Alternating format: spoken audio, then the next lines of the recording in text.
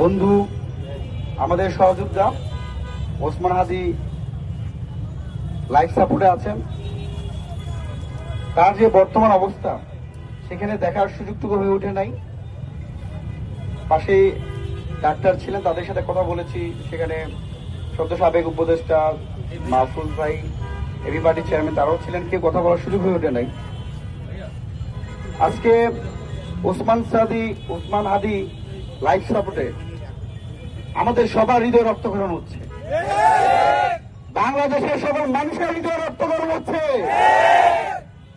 আমার ভাই প্রকাশ্যে দিবালোকে আমাদের রক্তের বিনিময়ে গঠিত সরকারের আমলে গুলিবিদ্ধ হয়ে আইসিইউতে থাকতে হয়।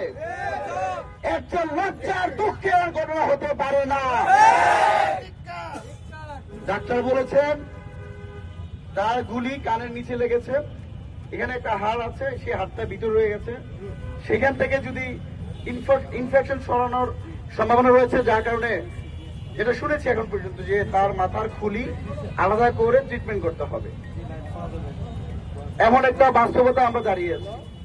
আর আসলে আমাদের অনেক লজ্জা লাগে। দেখুন, এই যে আরো এক সপ্তাহ আগে ওসমান হাদি তার ফেসবুকে পোস্ট দিয়েছিলেন, তার মাকে, তার বোনকে, তার প্রিয়তমা স্ত্রীকে দর্শন করার হুমকি দিয়েছিলেন, এবং তাকে প্রকাশ্যে গুলি করে হত্যা করার হুমকিও তাকে দিয়ে হয়েছিল। লজ্জার বিষয়, গত 10 দিনে পুরো বাংলাদেশের মানুষ সেই ঘটনা জানতে পারলো। প্রধান উপদেষ্টা প্রফেসর মোহাম্মদ ইউনূসের ঘুম কিন্তু চোখ থেকে যায় নাই। আমরা কেমন একটা বাংলাদেশে বাস করি? একজন নাগরিক, একজন জুলাই আন্দোলনের অন্যতম নায়ক, যিনি ইনকলাব মঞ্চের মুখপাত্র, ঢাকা 8 আসনে সংসদীয় আসনে সে নির্বাচন করবে, তার ন্যূনতম সিকিউরিটি এই গভর্নমেন্ট দিতে পারছে না।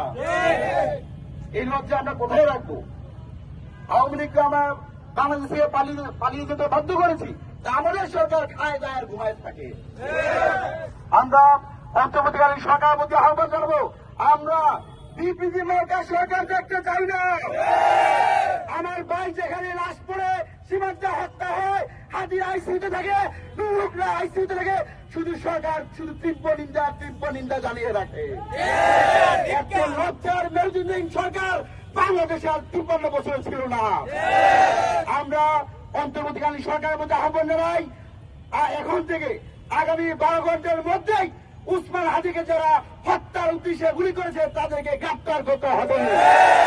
নাহলে আমার ভাই আইসিইউতে থাকবে, আপনি যমুনায় আরামায়েশ করবেন, সেই আরামায়েশ কিন্তু আমরা মেনে নিব না।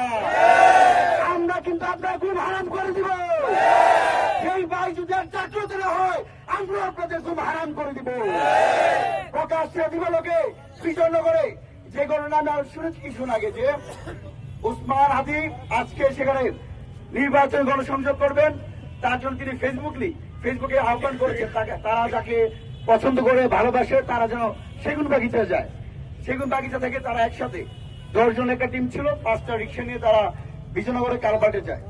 এই যারা হত্যাকারী, কি পরিমাণ ভয়াবহ কিলিং মেশিনে তারা নেমেছে, এই হত্যাকারী সেগুন বাগিচা থেকে তারা লিফলেট বিতরণ করেছিল হাদির সাথে। সর্বশেষ যখন তারা কালভার্ট রোড থেকে তারা চলে যাচ্ছে, তখন এই শুটার গুলি করে তাকে হত্যার উদ্দেশ্যে গুলি করা হয়েছে। আপনারা চিন্তা করেন, আমরা কিন্তু বারবার বলছি জুলাই আজ ধ্বংসস্তূপে পরিণত হয়েছে। জুলাইয়ের সমস্যার যোদ্ধারা আজকে তাদের জীবন নিয়ে সংকটাপূর্ণ অবস্থায় দাঁড়িয়েছে।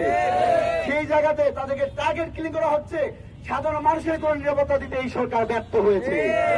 আরেকটা বিষয় না বললেই নয়, আমরা দেশবাসীর কাছে আসলে আমাদের কোথাও যাওয়ার জায়গা নাই। এদেশে আমরা ছিলাম, আমাদের শেষ রক্তবিন্দু থাকা পর্যন্ত আমরা দেশে থাকবো। আমাদের নিরাপত্তা দেশের জনগণ দিবে।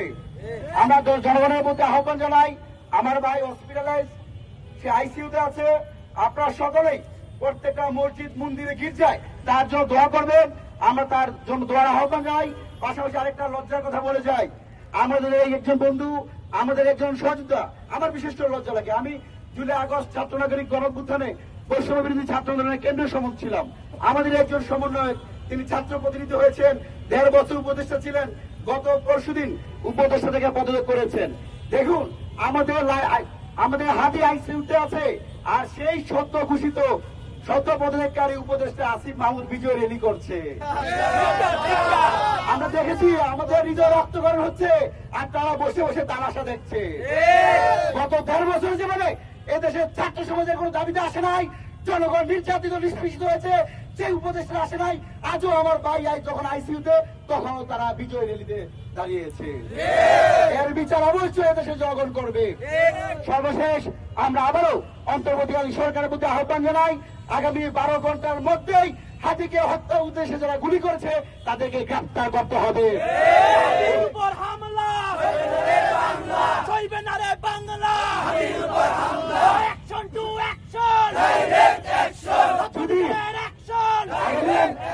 আগামী 12 ঘন্টার মধ্যে, আমরা কেন বলছি 12 ঘন্টা, সবসময় বলি 24 ঘন্টা 48 ঘন্টা, একদম ঢাকার প্রাণকেন্দ্রে একটা অবস্থিত জায়গা, সেখানে শত শত সিসিটিভি ফুটেজ রয়েছে।